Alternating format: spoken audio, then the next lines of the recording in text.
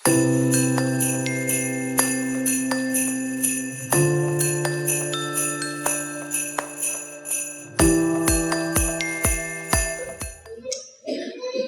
நம்ம இந்த மாலை நேர ஆராதனையில் முக்கியமான ஒரு விஷயத்தை படிக்க போகிறோம். அது நம்முடைய கிறிஸ்தவ வினாவிடை போதனைகளில் ஒன்றை வளர்க்க போகிறேன். பாஸ்டரோட பேசி கொண்டிருந்த பொழுது அந்த வினாவிடையை இப்போ சொல்லிக் கொடுக்க ஆரம்பிச்சிருக்கிறதா சொன்னார்.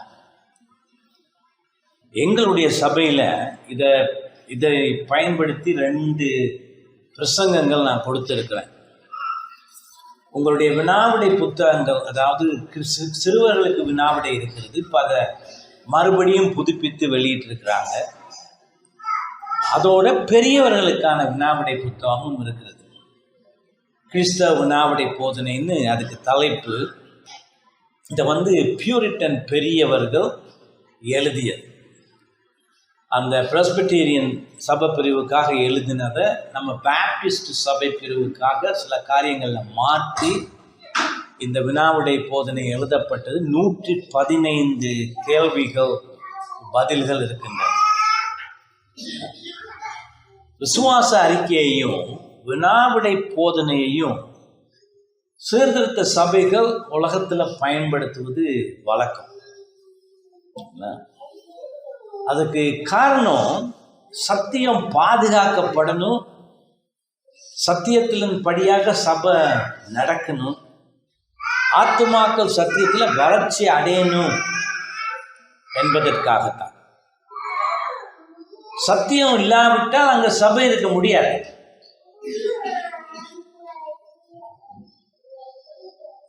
ஒரு கட்டடம் கட்டுறதுக்கு சத்தியம் அவசியம் இல்லை,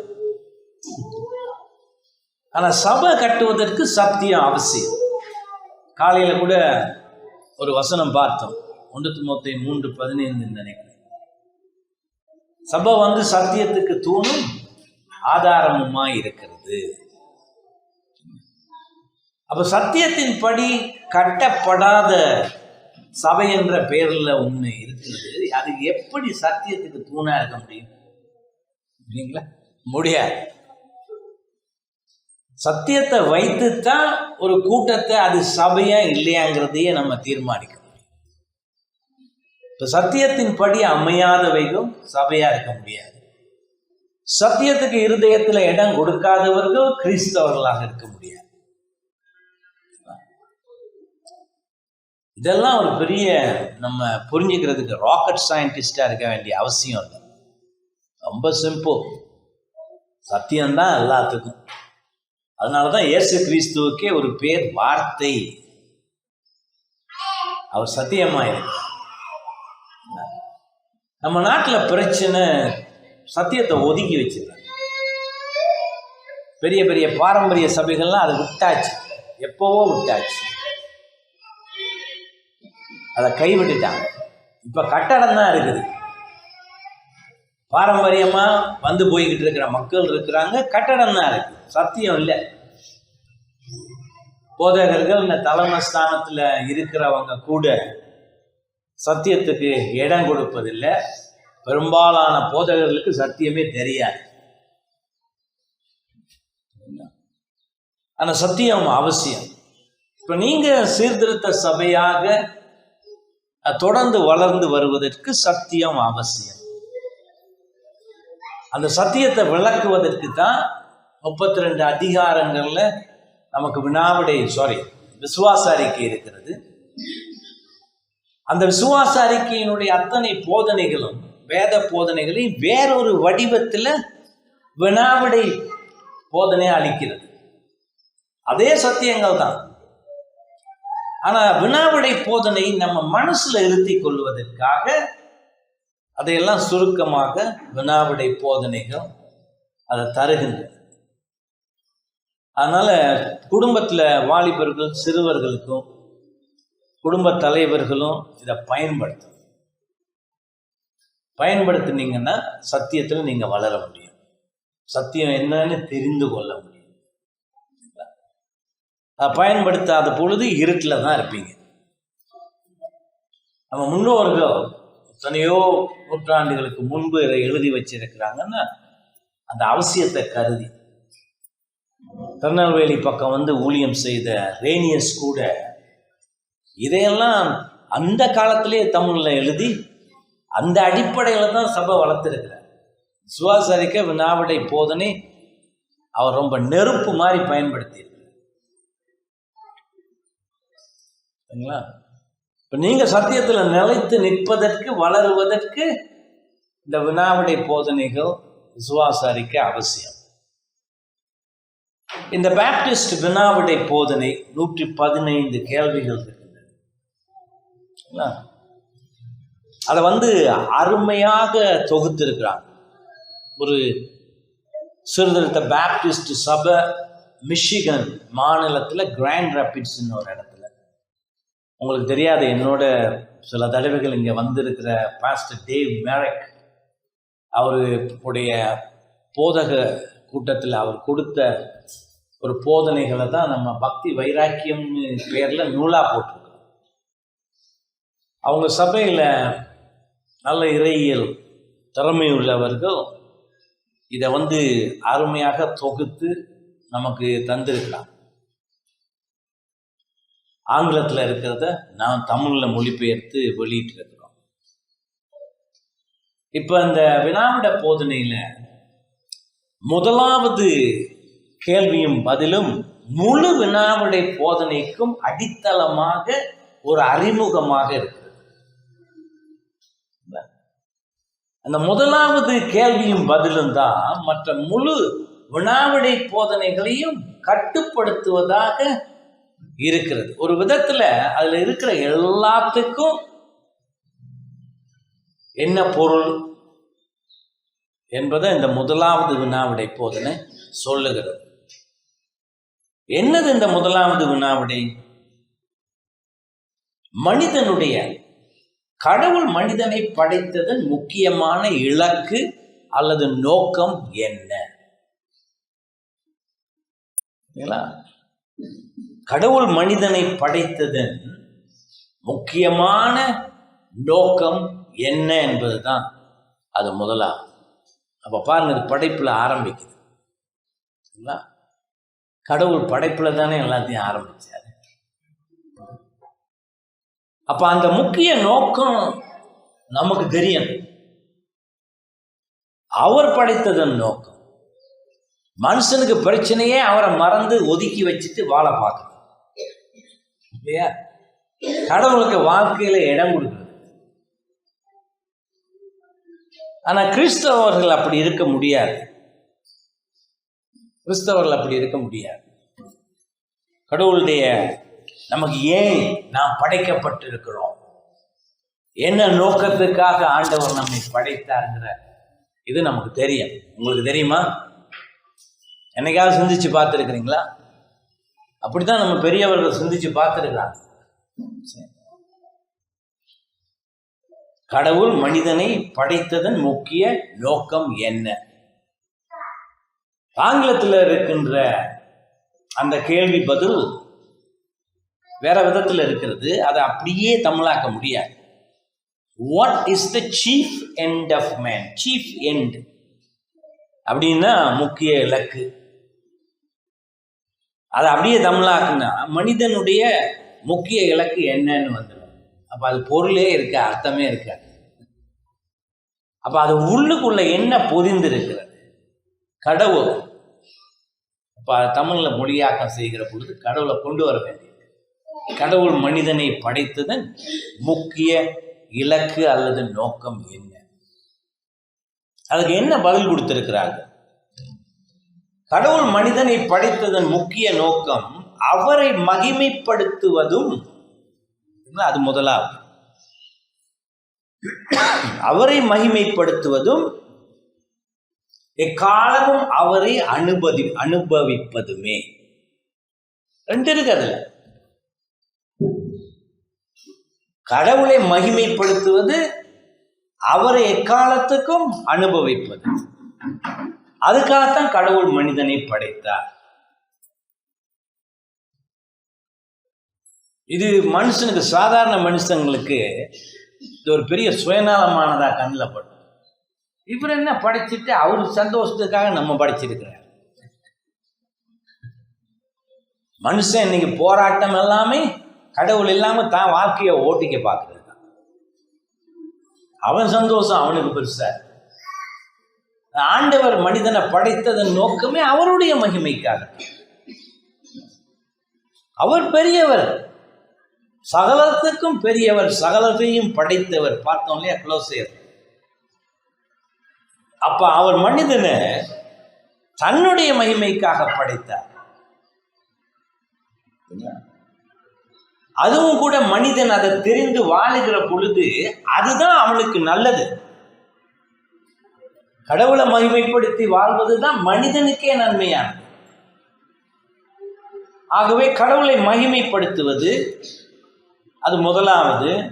இரண்டாவது, அவரை எக்காலமும் அனுபவிப்பது. உலகத்தில் இருக்கிற மனுஷனை பார்த்து நம்ம ஒரு கேள்வி கேட்டான், நம்ம ஏன் இங்க இருக்கிறோம் அப்படின்னு கேட்டா அவன் என்ன மாதிரி பதில கொடுப்பான்? தன்னை திருப்திப்படுத்துகிற தன்னலம் சார்ந்த பதில தான் அவனால் கொடுக்க முடியும். வேத சிந்தனை அவனுக்கு இருக்காது. கடவுளை பற்றிய ஞானமே உலகத்து மனுஷனுக்கு இல்லை. ஆனா இங்க அருமையாக இந்த வினாவிடை புத்தகம் வேதத்தின் உண்மையை நமக்கு தெளிவுபடுத்தி ஆரம்பிக்கிறது. ஒரு மனிதனுடைய, அதற்கு மேலாக ஒரு விசுவாசியினுடைய வாழ்க்கைக்கு எது முக்கியமானது, அவனுடைய நோக்கம் என்ன என்பதை இதுல பார்க்கிறோம். ஒரு சின்ன ஒரு வசனத்துல எல்லாவற்றையும் அது கொண்டு வந்து உள்ளடக்கி விடுது. கடவுளை மகிமைப்படுத்துவதும் எக்காலமும் அவரை அனுபவிப்பதுமே அவன் படைக்கப்பட்டது நோக்கம். அப்போ ஒரு விசுவாசியா இருக்கிறவன், மறுபிறப்பு அடைந்தவன் அதுக்கு ரொம்ப முக்கியத்துவம் கொடுக்கணும். அவிசுவாசி அறியாமையில் இருக்கிறான். விசுவாசியினுடைய அறியாமையை ஆண்டவர் போக்கி இருக்கிறார். வேதத்தை தெரிந்து வேத உண்மைகளின்படி வாழ வேண்டியவனாக இருக்கிறான். அப்ப இன்னைக்கு நம்ம என்ன பார்க்க போகிறோம் இந்த மாலை நேரத்துல? இந்த கேள்வி பதிலின் அடிப்படையிலே 3 காரியங்களை பார்க்க போகிறோம். மனிதன் படைக்கப்பட்டதன் முக்கிய இலக்கு, அதுக்கு அர்த்தம் என்ன? சீஃப் எண்டுன்னு போட்டிருக்கு இல்லையா? மனிதனுடைய முக்கிய இலக்கு, அவன் படைக்கப்பட்டதன் முக்கிய இலக்குன்னா அதுக்கு அர்த்தம் என்ன? இரண்டாவது, நாம் கர்த்தரை மகிமைப்படுத்துவதற்காக படைக்கப்பட்டிருக்கிறோம். மூணாவது, கடவுளை எக்காலமும் அனுபவிப்பதற்காக நாம் படைக்கப்பட்டிருக்கிறோம்.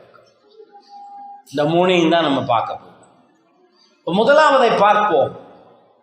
முதலாவது, மனிதன் படைக்கப்பட்டதன் முக்கிய நோக்கம் அப்படின்னா என்னது? அதுக்கு என்ன அர்த்தம்?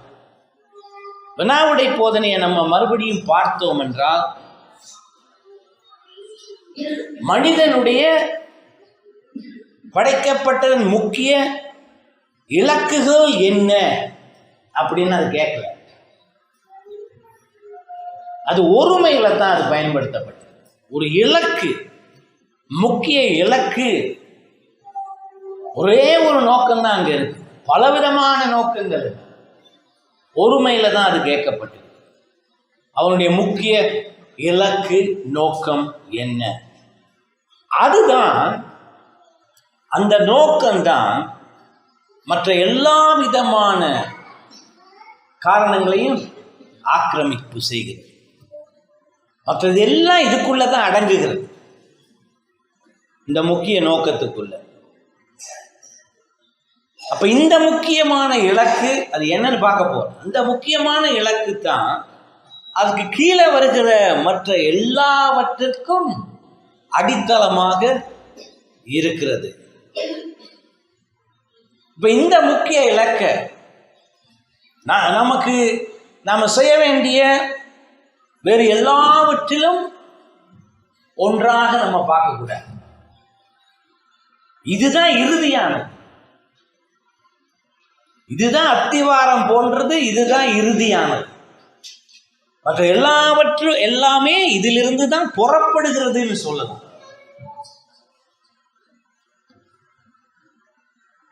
ஆகவே அந்த இலக்கு அப்படின்னா என்ன அர்த்தம்? அவனுடைய வாழ்க்கையின் அர்த்தம் என்னன்னு சொல்லலாம்.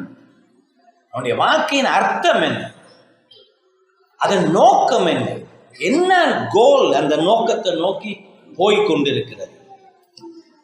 காலையில் நான் குறிப்பிட்ட சீர்திருத்தவாதியான இந்த சீர்திருத்தவாதிகள் ஒருவரான ஜான் கால்வின் ஒரு பெரிய புத்தகமே எழுதியிருக்கிறார்.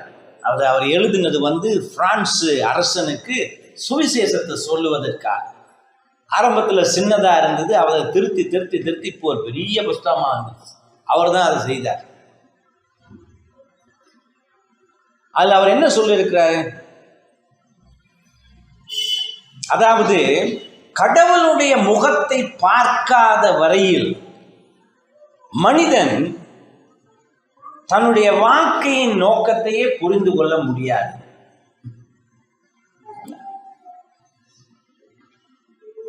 ஒரு தெளிவான ஒரு அர்த்தமே அவன் விளங்கிக் கொள்ள முடியாது கர்த்தருடைய முகத்தை அவன் பார்க்க ஆரம்பிப்பதற்கு முன்பாக. ஆகவே மனித வாழ்க்கையினுடைய நோக்கம், அதனுடைய அர்த்தம், அதை மனிதன் தெரிந்து கொள்வதற்கு கடவுளை பற்றிய அறிவும் கடவுளோடு உறவும் மனிதனுக்கு தேவையாக இருக்கு. கடவுள் இல்லாத வாழ்க்கை பொருளற்ற வாழ்க்கை. அதை கால்வின் சொல்லி இருக்கிறார். நீங்க ஏன் எதுக்காக வாழ்றீங்க, எதுக்காக படைக்கப்பட்டு இருக்கிறீங்கிறத கடவுளை நீங்க தெரிந்து கொண்டால், அவரை விசுவாசித்தால் மட்டுமே நீங்க அறிந்து கொள்ள முடியும். கடவுளை அறியாதவனுக்கு அதெல்லாம் தெரியாது. இன்னொரு பெரியவர், 18ஆம் நூற்றாண்டில் வாழ்ந்தவர், மகா பெரிய சிந்தனையாளர், பிரசங்கி ஜானதன் எட்வர்ட்ஸ். அவர் என்ன சொல்லியிருக்கிறார்? கடவுள் இந்த உலகத்தை படைத்ததற்கான மிக முக்கியமான நோக்கம் கர்த்தரை மகிமைப்படுத்துவதற்கே. கர்த்தரை மகிமைப்படுத்துவது முழு உலகமும் சொல்ற பொழுது அவர் மனிதர்களையும் சேர்த்து தான் சொல்றார். அப்ப அனைத்துமே கடவுளை மகிமைப்படுத்துவதற்காகத்தான் படைக்கப்பட்டிருக்கிறது. மனிதர்கள் மட்டுமல்ல, எல்லா ஜீவ தந்துக்களும் அதற்காகத்தான் படைக்கப்பட்டது. இப்ப இந்த உண்மையை நம்ம ஒரு சாதாரண ஒரு சின்ன உண்மையா பார்க்க கூடாது. இதுதான் கிறிஸ்தவ சிந்தனைகளுக்கு எல்லாமே அடித்தளமாக இருக்கின்ற உண்மை. கிறிஸ்தவ போதனைகளுக்கெல்லாம், சிந்தனைகளுக்கெல்லாம் அடித்தளமாக இருப்பது இது. மனிதன் படைக்கப்பட்டதன் நோக்கம் அங்கதான் ஆரம்பிக்கும். எல்லாவற்றையும் அங்கதான் ஆரம்பிக்கும். அந்த அருமையான காரியத்தை தான் கிறிஸ்தவம் செய்கிறது. உலகத்துல வேற எந்த மதமும் இதை பார்க்கறது. அதுதான் இதுக்கான அர்த்தம். மனிதன் படைக்கப்பட்டதன் இலக்கு என்னங்கிறது இதுதான். ரெண்டாவதா, மனிதன் படைக்கப்பட்டது கடவுளை மகிமைப்படுத்துவதற்காக. அப்படின்னா என்ன? வினாவுடைய ஒரு கிளிப்புள்ள சொல்ற மாதிரி மனனம் பண்ணி மட்டும் வச்சுக்க கூடாது. மனனம் பண்றது நல்லது, அவசியம். ஆனா அதை புரிந்து கொள்ளணும். பெற்றோர்கள் சின்ன பிள்ளைகளுக்கு சிறுவர் வினாவுடைய பயன்படுத்துகிற பொழுது நீங்க அதை படிச்சு அர்த்தத்தை புரிஞ்சுக்கிட்டு இலகுவான தமிழ்ல அவங்களுக்கு சொல்லிக் கொடுங்க. அர்த்தமே இல்லாம நம்ம அதை ஓதிக்கிட்டு இருக்கக்கூடாது. ஒரு இந்து கோயிலில் போயிட்டு அர்ச்சகர் இருக்கிறாங்க, தூபத்தையும் காட்டிக்கிட்டு அண்ணா நம்ம அந்த நம்ம அது இதுன்னு என்னமோ சொல்லிட்டு இருப்பான். நான் செஞ்சு முடிச்ச உடனே கொஞ்சம் அந்த பக்கம் கூட்டிகிட்டு போய் நீ சொன்னதில் என்னையா அர்த்தம் அப்படின்னு கேட்டு பாருங்க. நான் எவ்வளோ பெரிய கோயிலில் இருந்தாலும் சரி, சின்ன கோயிலில் இருந்தாலும் நமக்கு தெரியுமா? நம்மளை தான் ஏதோ அதிசயமாக பிறந்த மாதிரி நம்மளை பார்ப்போம். ஏன்னா யாருமே கேட்கறது இல்லை, அவ்வளோ இந்துக்களும் கேட்கறது. ஆனால் அவனுக்கு அர்த்தம் தெரியாது. பரம்பரையாக அவங்க அப்பாவோ அதுக்கு முந்தி இருந்தவோ சொல்லி கொடுத்ததை இவன் ஓதிக்கிட்டு போகிறான். அது மட்டுமே தவிர அர்த்தமே தெரியாது. ஸ்கூலுக்கே போகாதவனா கூட அவன் இருக்கலாம். அப்போ அது ஒரு சடங்காக போச்சு. கிறிஸ்தவம் சடங்கு அல்ல. எப்போ அதை சடங்கா மாத்திரமோ அங்கே இயேசு இல்லை. இயேசு இருக்க மாட்டார். சடங்கு இருக்கிற இடத்துல அவர் இருக்க மாட்டார். ஒரு உதாரணத்தையே சொல்றேன்னு, அவர் போட்டு வாட்டி வதைச்சவங்க யாரு அவர் இருந்த காலத்தில்? பரிசேயர்களோ, சதுசேயர்களோ, ஆலய தலைவர்கள். விரியம் பாம்பு குட்டியே, நம்ம யாரையும் பார்த்து சொன்னோன்னா நமக்கு மரியாதை இல்லை, அப்படிலாம் பேசக்கூடாது. ஆனால் ஆண்டவர் சொன்னாரா இல்லையா? விரியன் பாம்பு குட்டியே, வெள்ளை அடிக்கப்பட்ட கல்லறைகளை, ஓநாய்களைன்னு தாறுமாறா திட்டி இருக்கிறாரா இல்லையா? காரணம் இருக்கு. எல்லாத்தையும் சடங்காக்கிட்டார். ஆண்டவருடைய வார்த்தை, அவருடைய கட்டளைகள், ஆராதனை எல்லாவற்றையும் சடங்காக்கிட்டார். அது ஆண்டவருக்கு பொறுக்கலப்பா. அதனால சடங்கு இருக்கவே கூடாது. நாமளும் கவனமா இருக்கணும். சீர்திருத்த சபைகள் வினாவிட போதனையை சடங்காக்கிறது, சுவாச அறிக்கையும் ஒரு சடங்காக்கிறார்.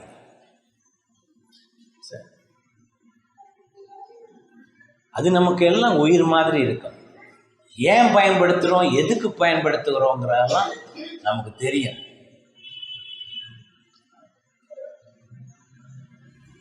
அப்ப கடவுள் மனிதனை படைத்தது அவரை மகிமைப்படுத்துவதற்காக. அப்படின்னா என்ன அர்த்தம்?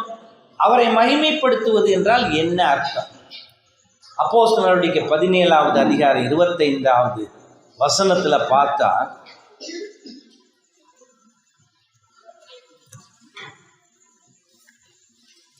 பதினேழாவது அதிகாரம்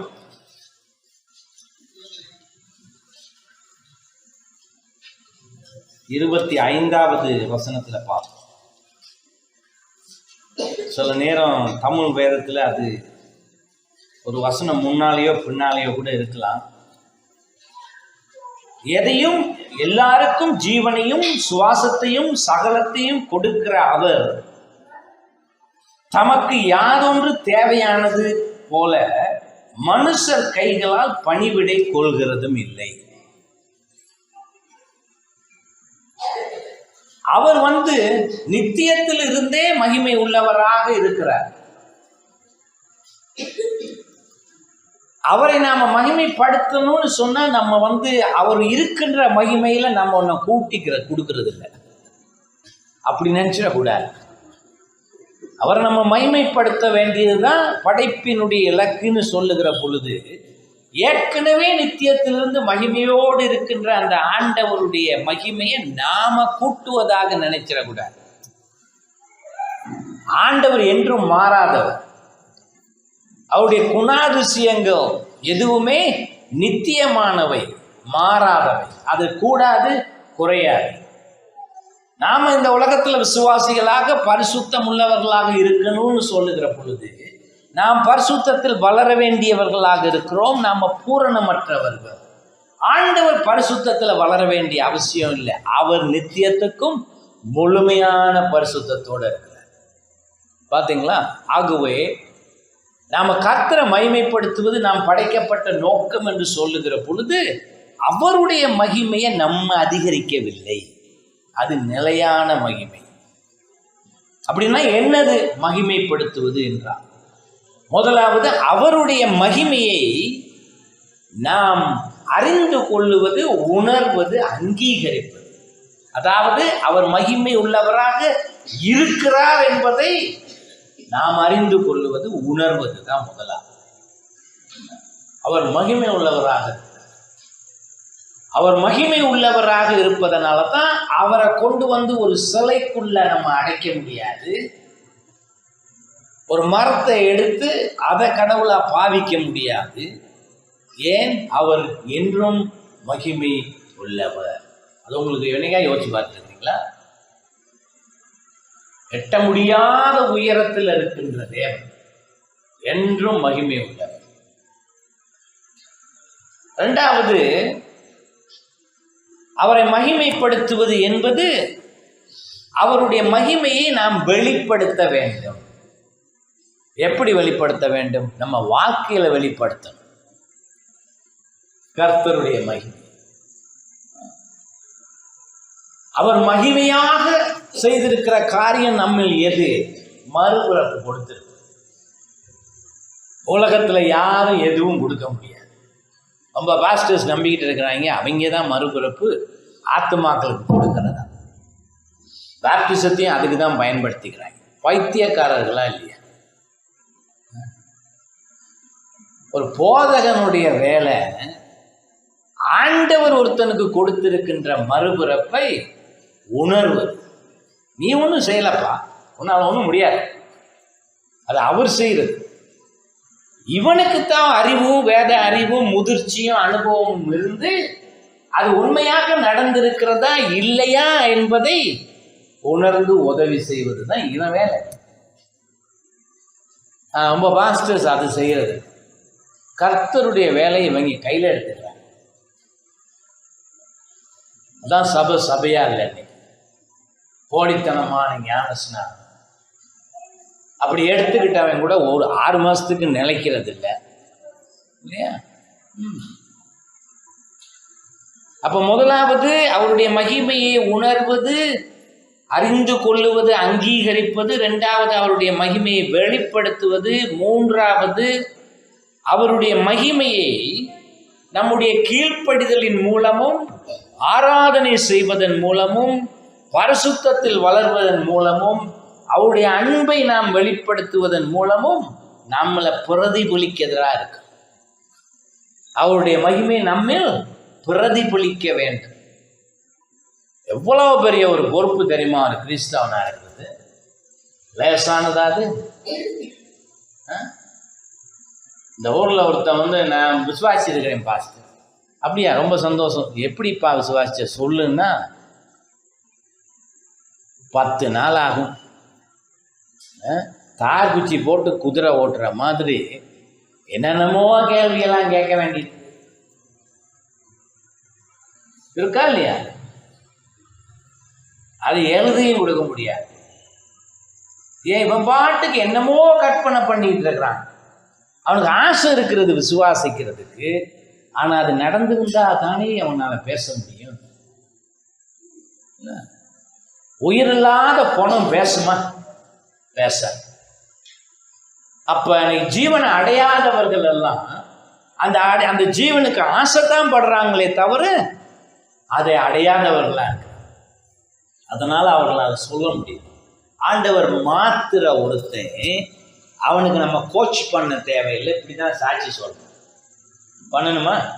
வேதத்துல அப்படி நம்ம எங்கேயுமே பார்த்தது. சாட்சி அவசியம். அது ஒருத்தன்ல இருந்து வருவதே தவிர, ஒருத்தருக்கு ஒருத்தர் வித்தியாசப்படுமே தவிர, அது அங்க இருந்தாதான் அது வரும். இல்லாததை திணிக்க முடியாது. கிறிஸ்தவனா என்னாலே தெரியாம இருந்த அந்த ஒழுக்கமே இல்லாத அந்த சமாரிய பெண் ஆண்டவரை அறிந்து கொண்ட பிறகு, ஆண்டவர் என்ன கோச்சிங்கா நடத்தினாரு? எடுத்தா ஒரே ஓட்டம் ஊர்ல போய் எல்லாருக்கும் சொல்றாளா இல்லையா?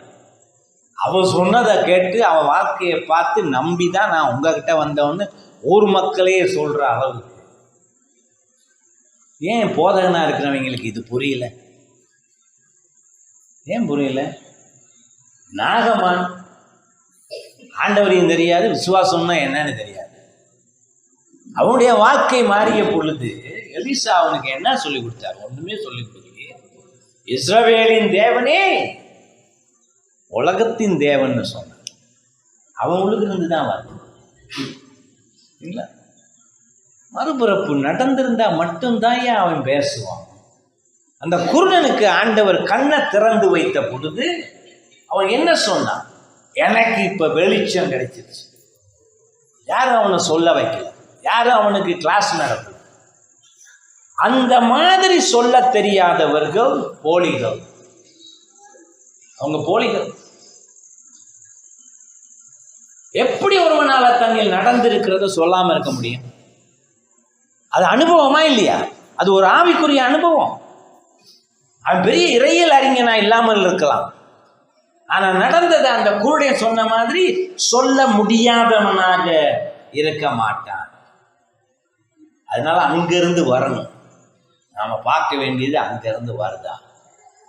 திக்கி திணறி என்ன சொல்றதுன்னு சொல்ல முடியாம எதுக்காவா ஞான ஸ்நானம் கேட்குற? பல்லவம் போறதுக்கு போச்சா இல்லையா? எவ்வளோ பேர் சொல்லிட்டு இருக்காங்க, இங்கடா வேதத்தில் இருக்கு பரலோகம் போற ஞான ஸ்நானம் அப்படின்னு.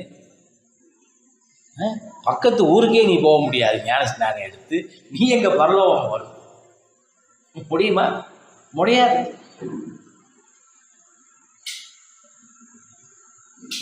ஆகவே ஒரு விசுவாசி தன்னுடைய வாழ்க்கையில் கர்த்தருக்கு கீழ்ப்படிதலின் மூலமும், ஆராதனை செய்வதன் மூலமும், பரிசுத்தமாக வாழ்வதன் மூலமும், அன்பு காட்டுவதன் மூலமும் அவருடைய மகிமையை பிரதிபலிக்க வேண்டியவனாக இருக்கிறான். கடைசியா அவன் அந்த மகிமையில் ஆனந்தம் அடைகிறவனாக இருப்பான். இதான் இந்த கேடகிசம் சொல்லுது, வினாவிட போதனை சொல்லுது. அதுதான் மகிமைப்படுத்துவதுன்னு அர்த்தம். மகிமைப்படுத்த வேண்டும், அந்த வார்த்தைகளுக்கு அர்த்தம் இப்ப நான் சொன்னதுதான். கடவுள் எவ்வளவு பெரியவர், எவ்வளவு மகத்தானவர் என்பதை நம்ம வாழ்க்கையில வெளிப்படுத்துவதுதான் அவரை மகிமைப்படுத்துவதுன்னா அதான் அவரை மகிமைப்படுத்து. இப்ப புரியுதா உங்களுக்கு? இப்ப இத வேதமே நமக்கு சொல்லி கொடுக்கிறது. 1 கொரிந்தியர் 10வது அதிகாரம் சில வசனங்களை பார்ப்போம். 31வது வசனம் சொல்லுகிறது,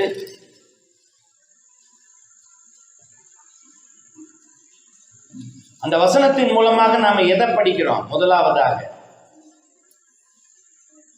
கர்த்தர் கட்டளையிட்டு இருக்கிறார், நாம் அவரை மகிமைப்படுத்த வேண்டும் என்று. 31 என்ன சொல்லுகிறார்? ஆகையால் நீங்கள் புசித்தாலும் குடித்தாலும் எதை செய்தாலும் எல்லாவற்றையும் தேவனுடைய மகிமைக்கென்று செய்யுங்கள். அப்ப ஆண்டவர் ஒரு சின்ன விஷயத்துல இருந்து ஆரம்பிக்கிறார். குடிக்கிறது புசிக்கிறது சின்ன விஷயம் இல்லையா? சாப்பிடுறது தண்ணீர் குடிக்கிறதும் ஒரு பெரிய ஆவிக்குரிய மகத்தான வேலையா இல்லை? வாழ்க்கையில சின்ன ஒரு சாதாரணமாக இருக்கின்ற சாப்பிடுறது, தண்ணீர் அருந்துவதிலையும் கூட நீ என்ன செய்யணும்? ஆண்டவரை மகிமைப்படுத்த.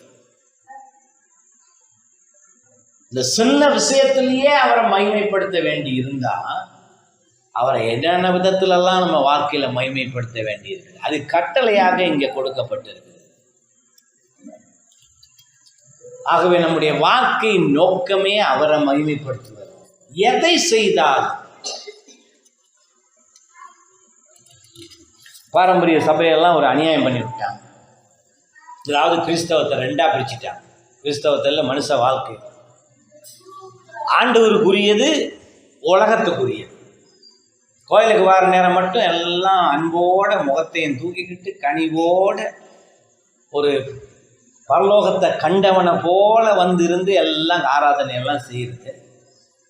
எல்லாம் முடிச்சுட்டு வீட்டுக்கு போனா சாப்பிடணும். மனைவி அன்னைக்கு ருசியா செஞ்சு வைக்கல, வாயை திறந்து திட்டுறான்.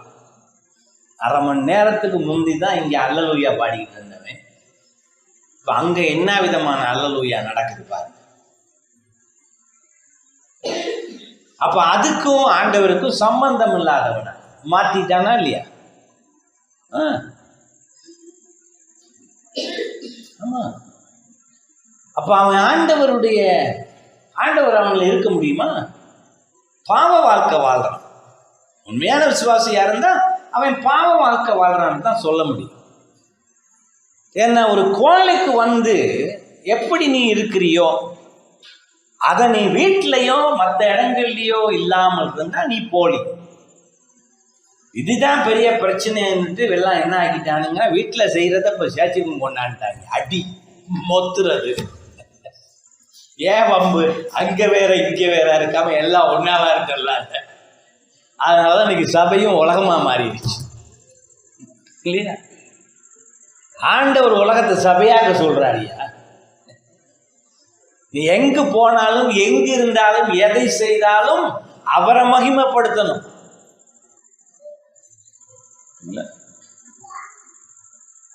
அதுதான் அந்த வசனம் சொல்லுகிறேன். கட்டளையாக அது கொடுக்கப்பட்டிருக்கிற. அது மட்டுமல்ல, ஆண்டவர் அந்த உலகத்தை படைத்தார். அவருடைய படைப்பு எதுக்காக இருக்கிறது? அவரை மகிமைப்படுத்துவதற்காக தான் அவருடைய படைப்பே இருக்கிறது. சங்கீதம் 19:1, The heavens declare the glory of God. ஹெவன்ஸ்னா அவருடைய படைப்பு எல்லாம், சிருஷ்டிகள் எல்லாம் என்ன செய்கின்றன? கர்த்தருடைய மகிமையை அறிவிக்கின்றன. அதாவது ஆண்டவருடைய படைப்பு ஒரு பிரசங்கம் மாதிரி இருக்கு. ஆண்டவரை பத்தி சொல்றதுக்கு ஒரு போதகனுடைய வாயிலிருந்து வெளிப்படுகிற பிரசங்கத்தை போல உலக படைப்பு அவரை பற்றி அன்றாடம் சொல்லிக் கொண்டிருக்கிறது. கடல் கொந்தளிக்குது, சைக்ளோன் புயல் வருது, இதெல்லாம் பார்த்து பயந்து போய் நிற்கிறாங்க. கொஞ்ச நேரம் யோசிக்கிறதில்ல, ஆண்டவர் தான் அனுப்பி இருக்கிறாருங்கிறத யோசிக்கிறது இல்லை. அதில் ஆண்டவர் இல்லையா? இருக்கிறார். அதுக்கு பின்னால் இருக்கிறவர் அவர். அதனுடைய வேகம், அது பண்ணுகிற அழிவுகள் எல்லாம் பார்க்கிற பொழுது அது தேவனை காட்டுது. மனிதனே, நான் இருக்கிறேன் என்பதை மறந்து விடாதே. அடுத்தது ரட்சிப்பு. எதுக்காக ரட்சிப்பு? கடவுளை மகிமைப்படுத்துவதற்காக. அதுக்குதான் ரட்சிப்பு. அதை சுயநலமா நினைக்க கூடாது. நாம பாவத்திலிருந்து விடுதலை அடைவதற்காக. உண்மைதான். ஏன் உன்னுடைய பாவத்திலிருந்து விடுதலை அடையும்படி கர்த்தர் செய்தார்னு கேட்டால் அவருடைய மகிமைக்காக. இல்லாவிட்டால் நீ என்ன செய்வாய்? சாத்தானுக்காக வாழ்வாய், பிசாசுத்தனமான காரியங்களை செய்து கொண்டிருப்பாய். ஆகவே ஆண்டவர் உன்னை பிரித்து எடுத்து ரட்சிப்பை கொடுத்ததற்கான காரணம் என்ன? நீ அவருடைய மகிமைக்காக வாழணும். எபேசியர் 1வது அதிகாரத்துல 6வது வசனம் 12, 14 எல்லாம் 3 தடவை வர்ற ஒரே வார்த்தை பிரயோகம். The praise of his glory. அவருடைய மகிமையின் துதிப்பதற்காக, அவருடைய மகிமையை சோத்தரிப்பதற்காகன்னு வரும். ஆகவே நாம முன்குறிக்கப்பட்டிருப்பது, நாம் தெரிந்து கொள்ளப்பட்டிருப்பது, நம்முடைய மீட்பு, பரிசுத்த ஆவியினால் நாம் முத்திரை போடப்பட்டிருப்பது எல்லாமே ஒரு நோக்கத்துக்காகத்தான். எதுக்கு? அவரை மகிமைப்படுத்துவதற்காக. அவருடைய மகிமைக்காக தான் நாம் இருக்கிறோம். 4வது, நாம எப்படி கடவுளை மகிமைப்படுத்தணும்? கனி கொடுக்கிற வாழ்க்கையை வாழ்கிறவர்களாக இருக்கும் பொழுது. யோவான் 15:8 இயேசு கிறிஸ்துவே சொல்லுகிறார், என்னுடைய பிதா எதனால் மகிமைப்படுத்தப்படுகிறார்? நீங்கள் கனி கொடுக்கிற பொழுது. நீங்கள் கனி கொடுத்து வாழ்கிற பொழுது என்னுடைய பிதா மகிமைப்படுத்தப்படுகிறார். ஆகவே கிறிஸ்தவ கீழ்ப்படிதல்னு சொல்றோம் இல்லையா? எல்லா விதத்திலும் கிறிஸ்துவுக்கு கீழ்ப்படிந்து வாழ்வதுதான் கர்த்தருடைய மகிமைக்கு, அந்த மகிமைக்காக நாம் வாழ்கிறோம் என்கிற முத்திரை நம்மில் போடப்பட்டதாக இருக்கிறது. கீழ்ப்படி உள்ள வாழ்க்கை. 5வது, நம்முடைய சரீரங்களும் கர்த்தருடைய மகிமைக்காக பயன்படுத்தப்பட வேண்டும். போதகர் ஆல்பர்ட் மார்ட்டின் நம்முடைய சரீரத்தின் மூலம் எப்படி கர்த்தரை மகிமைப்படுத்துவதுன்னு ஒரு புஸ்தகமே எழுதியிருக்கார். ஆக்சுவலி அதை அவர் பிரசங்கமாக கொடுத்தார். ஆனால் அமெரிக்காக்காரங்களுக்கு சாப்பாட்டில் கட்டுப்பாடே இல்லை. நீங்கள் நினச்சிக்கிட்டு இருக்கீங்க உங்கள் ஊரில் தான் கட்டுப்பாடு இல்லை. நீங்களும் அவங்க உங்களுக்கு போட்டி அந்த விஷயத்தில்.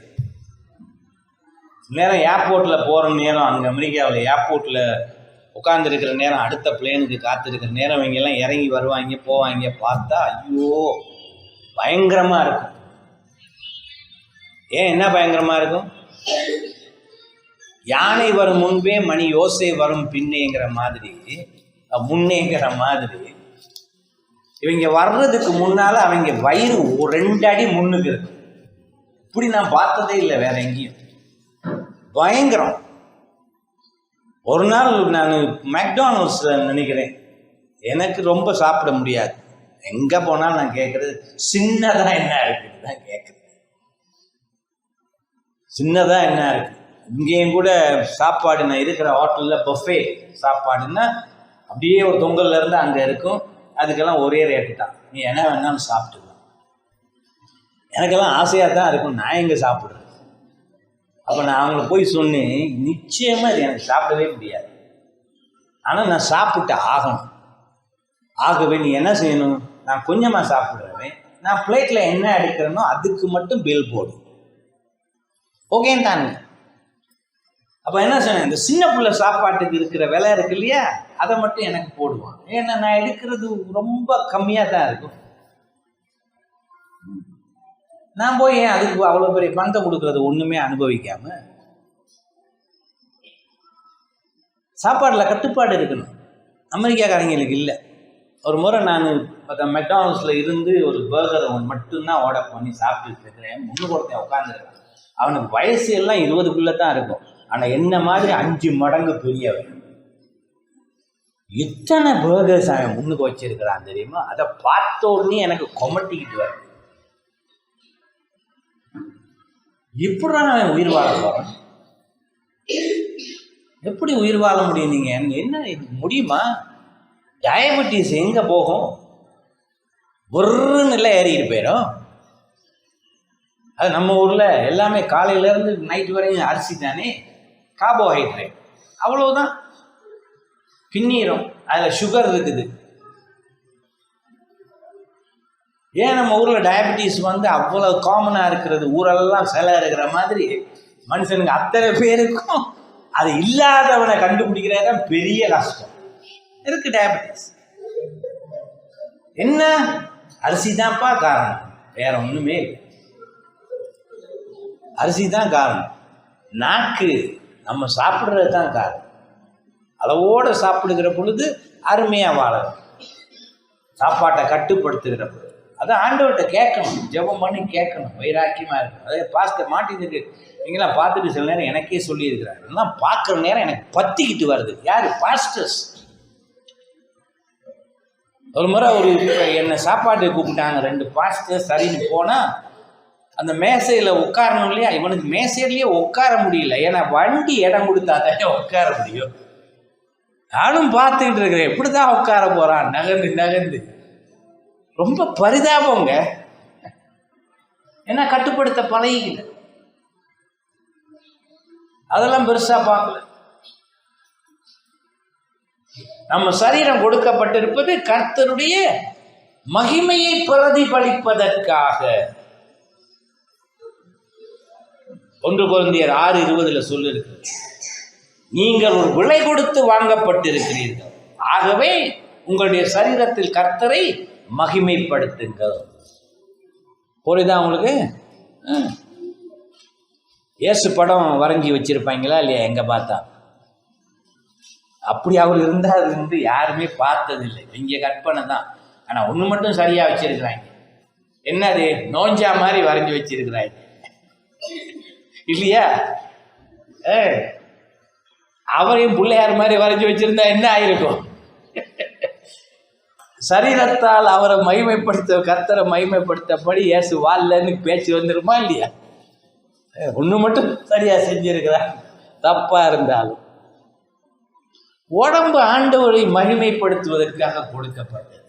25 சீக்கு வாங்கி வச்சிருக்கிற சில பேருக்கு நல்ல கோச்சிக்காங்க. சில பேருக்கு சீக்கு இருக்கும், அவங்களால ஒன்றும் பண்ண முடியாது, அவங்க எடைக்கு காரணம் சீக்காக இருக்கும், அதெல்லாம் நம்ம புரிஞ்சுக்கணும். எல்லாரையும் தப்பு போட்டு சொல்லக்கூடாது.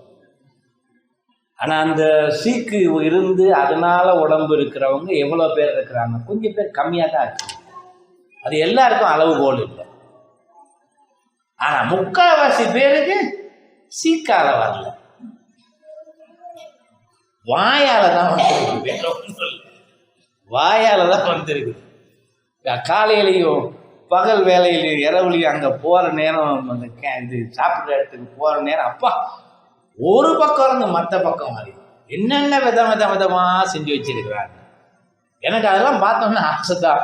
ஆனால் ஆண்டவர் கிருபையில் எனக்கு ஒன்று சாப்பிட முடியாது, அது நல்லதாக போச்சு. எனக்கு பிடிச்சதில் கொஞ்சம் கொஞ்சம் எடுத்து டேஸ்ட் பண்ணிட்டு வந்துடுவேன்.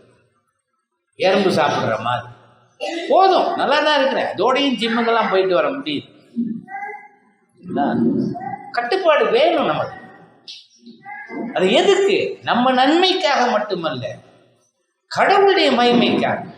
சுவர் இருந்தால் தானே சித்திரம் வரையலான்னு சொல்லியிருக்காங்களா இல்லையா? நம்ம பாஸ்டர்ஸுக்கெல்லாம் சொல்லியிருக்கு, பாஸ்டர்ஸ் கான்ஃபரன்ஸில் சொல்லியிருக்குன்னா இல்லையா? உடம்ப பார்த்துக்கங்க. ஏன் சேர்ச் ஆரம்பிக்கிறேன்னு ஆரம்பிச்சுட்டு நீ பாட்டுக்கு ஊருக்கு போகப்பட்ட வியாதியை வச்சுருந்தேன்னா, நானும் வேற உன்னோட சேர்ந்து உழைச்சி 3 வருஷத்தில் நீ காலியாக போயிட்டேன்னா அப்புறம் யார் பாரு? என்னுடைய இன்வெஸ்ட்மெண்ட்லாம் கூட வீணாக போயிருதா இல்லையா? உனக்கு போதிச்சு இறைகள் சொல்லி கொடுத்து எல்லாம் பண்ணி அது வீணாக போயிருதா இல்லையா?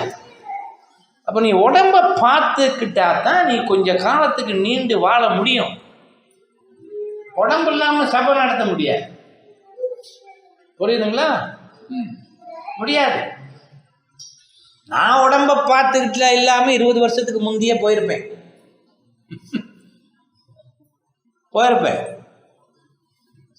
ஆனால் அந்த உடம்ப பார்த்துக்கிட்டதுனால கொஞ்சம் நீடிக்குது.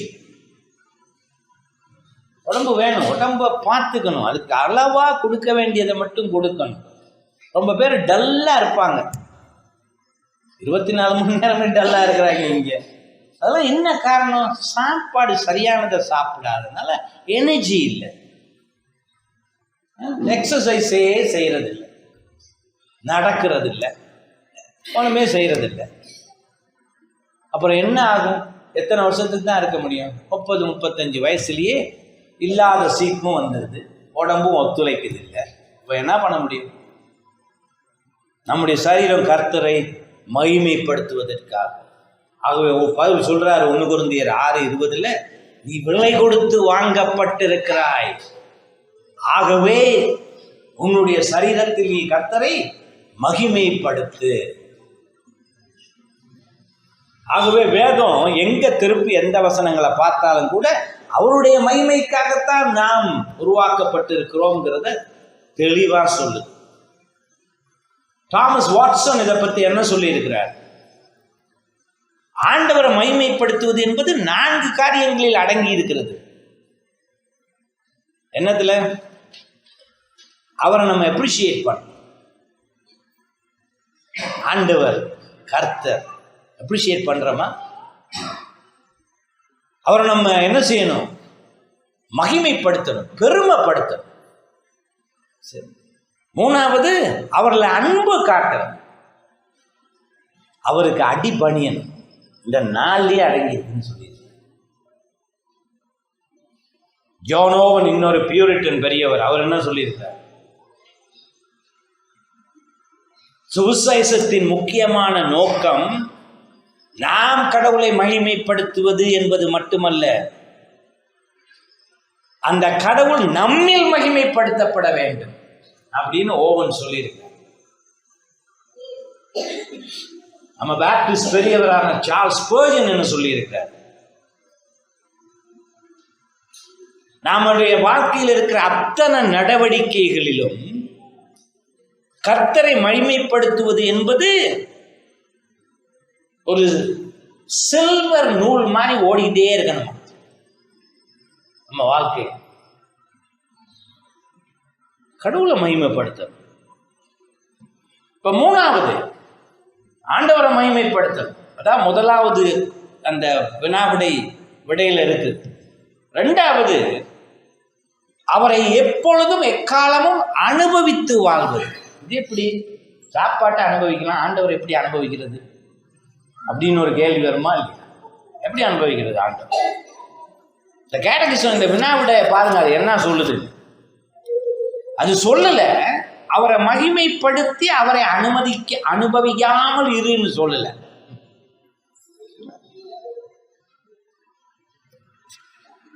அவரை அனுபவி, ஆனால் அவரை நீ மகிமைப்படுத்த தேவையில்லைன்னு சொல்லல.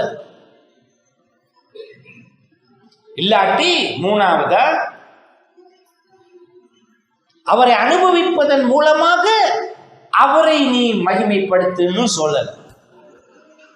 அதெல்லாம் தப்பு.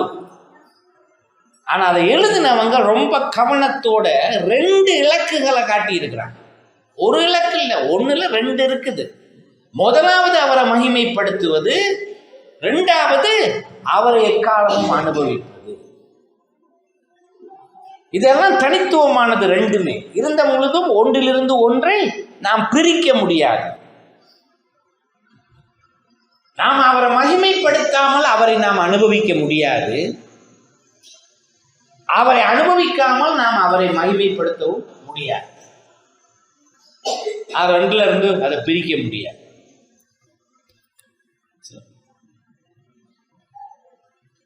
வேதம் அங்கு இந்த 2ஐயும் வேதம் நம்மளை எதிர்பார்க்க. அவரை எல்லா விதத்திலும் சகலத்திலும் நாம் மகிமைப்படுத்த வேண்டும். அவரை எக்காலமும் நாம் அனுபவிக்கவும் வேண்டும். ஒன்று இல்லாமல் மற்றது இல்லை, 2ம் இருக்கணும். ஒரு விசுவாசியினுடைய ஆனந்தமே கர்த்தரா தான் இருக்கிறார். சங்கீதம் 73வது சங்கீதக்காரன் என்ன சொல்லுகிறான்? உங்களை தவிர வேறு யாரை நான் விண்ணிலே கொண்டிருக்கிறேன்?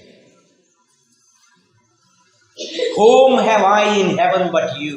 உங்களை தவிர வேறு யாரை நான் விண்ணிலே கொண்டிருக்கிறேன்? உங்களை தவிர இந்த உலகத்திலே நான் வேறு எவரையுமே நாடுவதும் இல்லை. கர்த்தரே என்னுடைய இருதயத்திற்கு பலமாகவும் எக்காலமும் என்னோடு இருப்பவராகவும் இருக்கிறார். ஆகவே இந்த சங்கீதக்காரனுடைய மிக உயர்ந்த ஆனந்தம் எது? பரலோகம் அல்ல, கர்த்தரே. அவனுடைய ஆனந்தம் கர்த்தராகவே இருக்கிறது. அவன் கர்த்தரில் ஆனந்திக்கிறான், அவரில் திளைத்து நிற்கிறான். 2வது ஆனந்தம், உண்மையான ஆனந்தம் என்பது அவருடைய பிரசன்னத்தில் இருக்கு. அவருடைய பிரசன்னத்தில் சங்கீதக்காரன் சங்கீதம் 16:11 சொல்லுகிறார், உம்முடைய பிரசன்னம் தான் ஆனந்தத்தின் முழுமையானதாக இருக்கிறது. ஆண்டவருடைய பிரசன்னத்தை நாடி நீங்க சபைக்கு வந்திருக்கீங்களா? சில பேருக்கு வந்த உடனே என்னங்க எவ்வளவு முணுமுணுப்பு சபைக்கு வாரத்துக்கு. 2 பேரோ 3 பேரோ கூடி இருக்கிற பொழுது அங்கே நான் இருக்கிறேன், என்னுடைய பிரசன்னம் இருக்கிறது என்று ஆண்டவர் சொல்லுகிற பொழுது அவருடைய பிரசன்னம் இருக்கிற அந்த இடத்துக்கு போவது உனக்கு ஏன் முறுமுறுப்பாக இருக்கிறது? வாழ்க்கையில் எங்கேயோ ஒரு ஓட்டம் இருக்கா இல்லையா? நம்ம அவருடைய பிரசன்னத்தை நாடி தேன் கூட்ட நாடி தேன்கள் எல்லாம் போற மாதிரி போய்கிட்டு இருக்கு. அவருடைய பிரசன்னம் காலையில சொன்னது போல இன்டர்நெட்ல இல்லை, பாட்காஸ்ட்ல இல்லை, யாருன்னே தெரியாத ஒரு பிரசங்கி அவங்களையும் இல்லை. அவருடைய மக்கள் கூடி வருகிற பொழுது அங்கதான் அவருடைய பிரசன்னம் இருப்பதாக அவர் சொல்லியிருக்கிறார். அவருடைய விசேட பிரசன்னம் உலகத்துல எங்க பார்க்கலாம்? வாரம் அவருடைய மக்கள் கூடி வந்து அவரை ஆராதிக்கிறார். அவருடைய சபையில் இருக்கிறது அவருடைய பிரசன்னம்.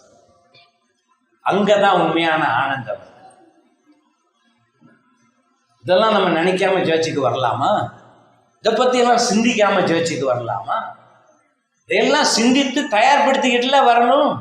அவருடைய பிரசன்னத்தை ஆவியின் மூலமாக அனுபவிப்பதற்கும் உணர்வதற்கும் இந்த சிந்தனைகள் நமக்கு தேவையா இருக்கு.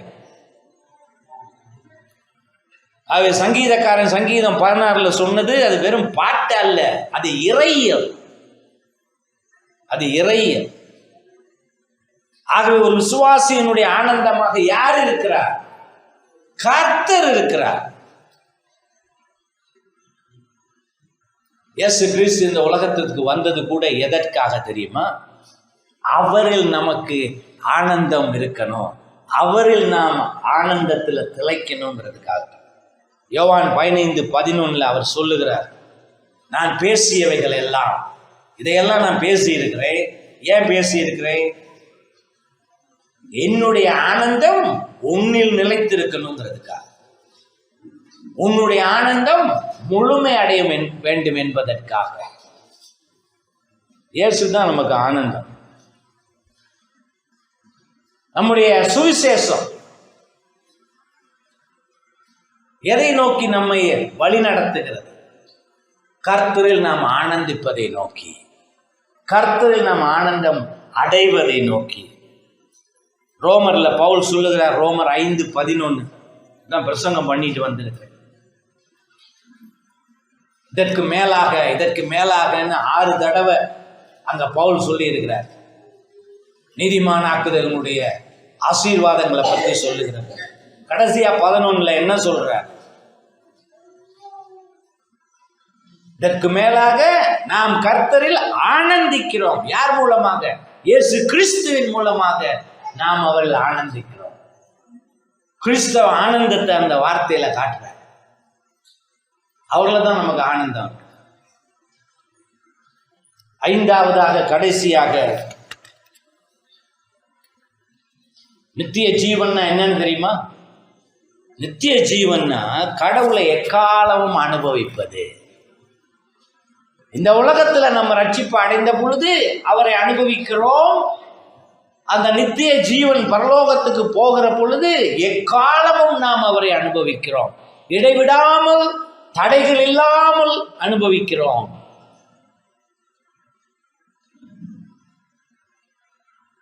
ஆகவே இந்த வினாவிடை நமக்கு போதிப்பது என்ன? நாம் கடவுளை மகிமைப்படுத்த வேண்டும், அவரை எக்காலமும் நாம் அனுபவித்து வாழ வேண்டும்.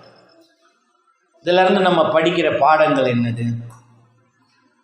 முதலாவதாக, இப்ப இந்த வினாவிடை, முதலாவது வினாவிடையில நம்ம பார்த்த அந்த உண்மைதான் நம்முடைய வாழ்க்கையிலேயே ஆளுமை செய்யும். இதைதான், இந்த அடிப்படையில தான் நம்ம வாழ்க்கை அமையும். கிறிஸ்துவாசியினுடைய வாழ்க்கை இந்த அடிப்படையில தான் அமையும். நம்ம செய்கிற அத்தனை வேலைகளும் எவ்வளவு பெருசோ சின்னதாக இருந்தாலும் அது எல்லாமே கர்த்தரை மகிமைப்படுத்துவதற்காக நமக்கு கிடைத்திருக்கின்ற ஒரு வாய்ப்பு என்ற அடிப்படையில பார்க்கணும். உலகத்து ஒரு நிறுவனத்துல வேலை செய்தா கூட அங்க நீங்க தான் ஆண்டவருடைய சுவிசேஷம். அந்த மக்களோட பழகிற முறை, உங்க வேலையை கருத்தோடு செய்கின்ற விதம், இதெல்லாம் நீங்க என்ன செய்யணும்? அந்த வேலையை கர்த்தருக்காக செய்யணும், அவருடைய மகிமைக்காக செய்யணும். அது என்ஜினியரிங் வேலையா இருந்தாலும் சரி, ஒரு லாயர் வேலையாக இருந்தாலும் சரி, அவருடைய மகிமைக்காக. ஆண்டவர் ஒரு சந்தர்ப்பத்தை உனக்கு கொடுத்திருக்கிறார் அவரை மகிமைப்படுத்துவதற்காக. ஆகவே அதை கொச்சப்படுத்தக்கூடாது. ஏதோ நான் சம்பளம் வாங்குறதுக்காக, பணத்துக்காக வேலை செய்யறதா நினைக்கக்கூடாது. அது பணம் குறைவா இருந்தாலும் சரி, கூடவா இருந்தாலும் சரி, யாருக்காக அந்த வேலையை நீ பயன்படுத்த வேண்டும்? கர்த்தருடைய மகிமைக்காக. அதுல நீ சிறப்பாக இருந்தாயானால் அவருடைய மகிமைக்காக நீ சிறப்பாக அதை செய்ய. அப்படி என்னைக்காவது வேலையை பார்த்துருக்கிறீங்களா? நான் பிள்ளைங்களுக்கு கூட சொல்லி கொடுத்துருவேன், நீ ஸ்கூலுக்கு போய் படிக்கிறது கர்த்தருடைய மகிமைக்காக, கர்த்தருடைய மகிமைக்காக, அவரை மகிமைப்படுத்துவதற்காக. படிப்புல நீ சிறக்கணும்னா எதுக்கு? அவரை நீ மகிமைப்படுத்துவதற்கு. அதை செய்கிற அனைத்தின் மூலமாகவும் நாம் என்ன செய்யணும்? ஆண்டவரை மகிமைப்படுத்தணும். அதுதான் நம்முடைய இலக்கா இருக்கணும், வாழ்க்கை லட்சியமா இருக்கணும், எதை செய்கிற பொழுது கூட. ஆனா இதே நோக்கம்தான் நம்ம வாழ்க்கையில துன்பங்களை சந்திக்கிற பொழுதும் இருக்க வேண்டும். துன்பங்களை சந்திக்கிற பொழுதும் இதான் இருக்கு.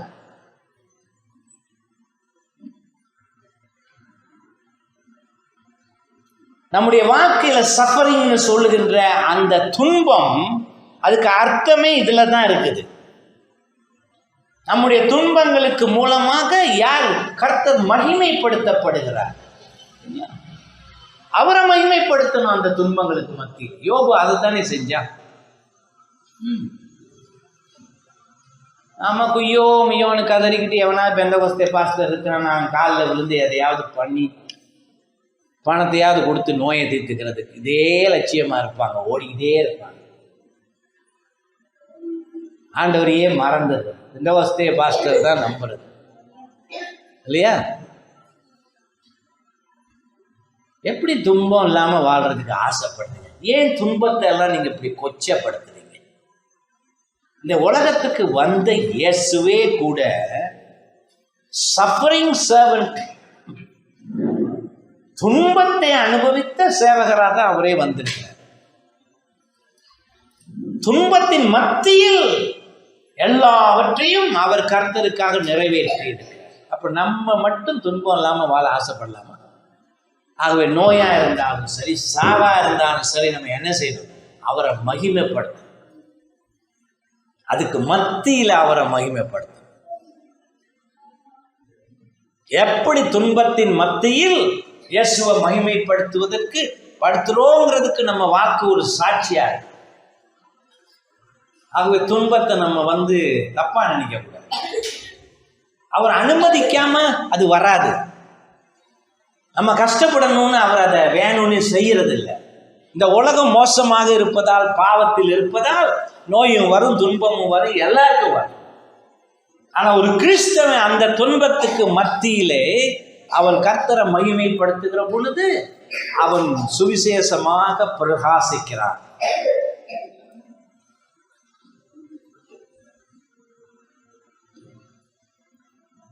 இதே நோக்கம்தான் இந்த வினாவிடை போதனை சொல்லிக் கொடுக்கின்ற இதே நோக்கத்தான் நம்ம சபையையும் ஆளணும். சபை எதுக்காக இருக்கிறது? கர்த்தரை மகிமைப்படுத்துவதற்காக. சுவிசேஷம் ஏன் சொல்லுகிறோம்? கர்த்தரை மகிமைப்படுத்துவதற்காக. அவரை ஏன் ஆராதிக்கிறோம்? கர்த்தரை மகிமைப்படுத்துவதற்காக. அதனால்தான் அங்க சும்மா டிராமா பண்ணக்கூடாது ஆராதனை. சில பாஸ்டர்ஸ் இருக்கிறாங்க, மக்கள் நல்லா தொடர்ந்து வரணும், அவங்கெல்லாம் எக்ஸைட்டடாக வரணுங்கிறதுக்காக ஒரு முறை அவன் சபையில் பிரசங்கம் பண்ணுறப்ப அவன் கொஞ்சம் டான்ஸ் பண்ணிக்கிட்டு இருந்தான். பெருசாக பண்ணல, இருந்தான். நான் கூப்பிட்டு சொன்னேன், இதெல்லாம் தேவையா? அவரை மகிமைப்படுத்துவதற்காக ஆராதனை இருக்கிற பொழுது அவர் எப்படி ஆராதிக்க சொல்லி இருக்கிறாரோ அந்தப்படி நீ ஆராதிக்க. அழுகு வடிகிற முகத்தோட சோகமா இருந்தெல்லாம் ஆராதனை பண்ணக்கூடாது. ஆனா டிராமா பண்ணக்கூடாது. ஆண்டவர்ல இருக்கிற சந்தோஷம் நம்ம முகத்துல தெரியணும், நடவடிக்கைகளை தெரியணும். டான்ஸும் டிராமாவும் தேவையே.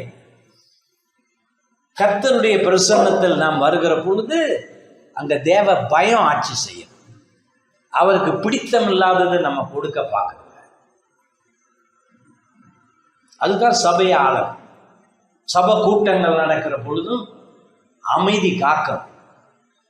அவர் அங்கு பிரசன்னமாகி இருக்கிறார் என்ற எண்ணத்தோடு நம்முடைய பேச்சு நடவடிக்கைகள் எல்லாம் சபை கூட்டத்தில் இருக்கு. இதுவே தான், இதே நோக்கம்தான் உங்க எதிர்காலத்தையும் ஆளணும். அதனாலதான் கிறிஸ்தவனுக்கு இயேசு தான் ஆனந்தமா இருக்கிறார் இந்த உலகத்துல. அந்த இயேசு மட்டுமல்ல, மரணமும் கூட அவனுக்கு ஆனந்தமாக இருக்கு. அது நித்தியத்துக்கு போவதற்கு ஒரு கதவு மாதிரி இருக்கு. அதனாலதான் கிறிஸ்தவ மரணத்தை பார்க்கின்ற பார்வையே வித்தியாசமானது.